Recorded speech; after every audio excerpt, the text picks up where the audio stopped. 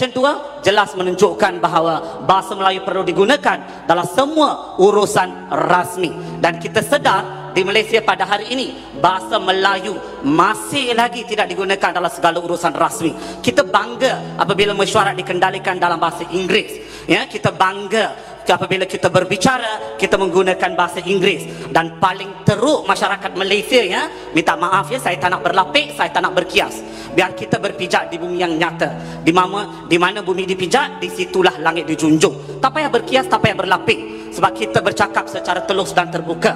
Biar semua orang tahu apa masalah utama kita. Kita yang paling teruk, kita bercakap, kita merancukan bahasa.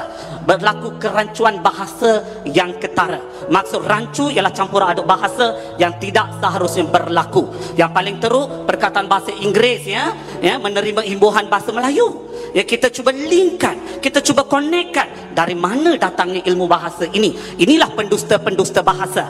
Inilah penderaka-penderaka bahasa yang kita telah lahirkan dalam sistem pendidikan kebangsaan kita selama 60 tahun kemerdekaan.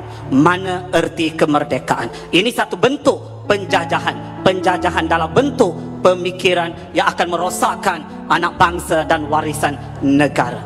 Sebab kita telah melalui satu proses yang cukup baik, proses yang mendidik kita supaya memartabatkan dan mendaulatkan bahasa Melayu. Namun kita bayangkan anak-anak bangsa yang lahir pada masa ini, mereka tidak langsung boleh berbahasa Melayu dengan baik. Kita yang rasa mereka ini baik sebenarnya. Saya merupakan pemeriksa ujian bertulis bahasa Melayu bagi Fakulti Undang-Undang setiap tahun. Jarang sekali pelajar mendapat markah penuh dalam penulisan bahasa Melayu kerana kesalahan tata bahasa ketara, penggunaan bahasa, istilah-istilah bahasa Melayu, perkataan-perkataan bahasa Melayu rata-ratanya terjemah langsung daripada bahasa Inggeris. Ya, influence jadi influensi, jurisdiction jadi jurisdiksi, ya, participation jadi partisipasi. Kalau semua boleh terjemah begitu, nation kena jadi nasi. Tapi tak jadi pun nation sebagai nasi. Maknanya ada perkataan yang tak boleh kita ubah, tapi kita ubah. Ini yang berlaku. Sebab masalah bahasa Melayu ini ialah masalah jati diri kita. Kita tidak berbincang bahasa Melayu ini sebagai satu bahasa, satu alat, satu medium, satu wadah, satu wahana. Tapi kita berbicara bahasa Melayu ini sebagai satu alat jati diri anak bangsa. Kalau kita nak menyatukan bangsa, kita menggunakan bahasa sebagai alat perpaduan. Saya daripada sekolah kebangsaan, saya orang Felda, saya fasih berbahasa Melayu kerana bahasa Melayu adalah bahasa kebangsaan saya. Di rumah saya menggunakan bahasa ibunda, bahasa Tamil.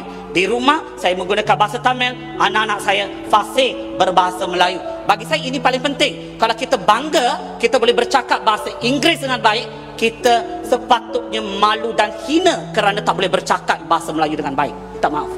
Kita yang bangga anak saya boleh bercakap bahasa Inggeris dengan baik. Bangga, ya. Bolehkah bercakap bahasa Melayu dengan baik? Jika tidak, sepatutnya buang negara bagi saya. Minta maaf. So, bahasa Melayu bahasa kebangsaan. Orang Malaysia sepatutnya boleh bertutur bahasa Melayu dengan baik. Kalau tak boleh bertutur, sepatutnya kalau saya yang ada kuasa, saya bagi tempoh 6 bulan. Cuba fasih berbahasa Melayu. Tak boleh, buang negara. Mudah. Tuan-tuan dan puan-puan yang saya hormati, anak-anak bangsa sekarang memang tak ada jati diri.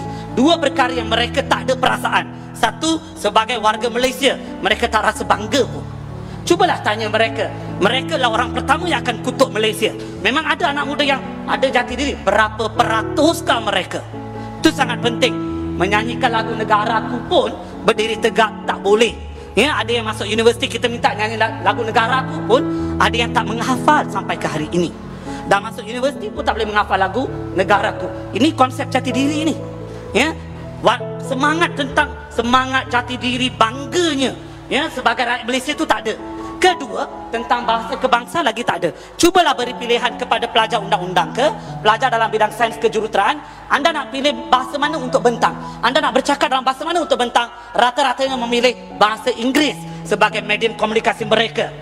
Ini menunjukkan bahawa mereka ini sebenarnya lebih selesa untuk bercakap dalam bahasa Inggeris. Ini masalah satu, kita tidak menyediakan mereka untuk menggunakan bahasa Melayu dengan baik. Ini masalah berakat umbi daripada keluarga kita. Melentur buluh biarlah dari rebungnya, ya. Jadi kita kena melentur buluh tu biar dari rebung. Ajar anak-anak kita, yang kita kena ingat, kalau anak-anak kita bercakap bahasa Inggeris pun, keturunan kita takkan berubah. Saya bercakap macam mana pun, macam native speaker ke, macam orang Eropah, lebih pandai daripada orang UK pun, keturunan saya masih India, takkan berubah sampai bila-bila pun. Jadi Berbijaklah di dunia nyata macam saya kata ya, tak payah. Sampai ke hari ini, hidup bahasa Melayu ni umpama gantung tidak bertali, tarik pun tak sampai ke langit, lepas pun tak sampai ke bumi, terkapai-kapai di awang-awangan. Kononnya nak martabatkan, tapi tak juga martabatkan. Tapi macam nak menghapuskan, perkara 152 masih ada. Jadi apa sebenarnya kita nak buat? Tolak ke sana, tolak ke sini, akhirnya gantung tidak bertali lah. Itu maksudnya tarik pun tak sampai ke langit, lepas pun tak sampai ke bumi, terkapai-kapai. Tak ada orang boleh bantu kecuali kita sebagai rakyat Malaysia yang sebenarnya boleh mengangkat ya martabat, darjat dan sanjungan bahasa Melayu sebagai bahasa kebangsaan sekaligus sebagai bahasa ilmu. Itu saja daripada saya buat masa ini. Terima kasih. Terima kasih.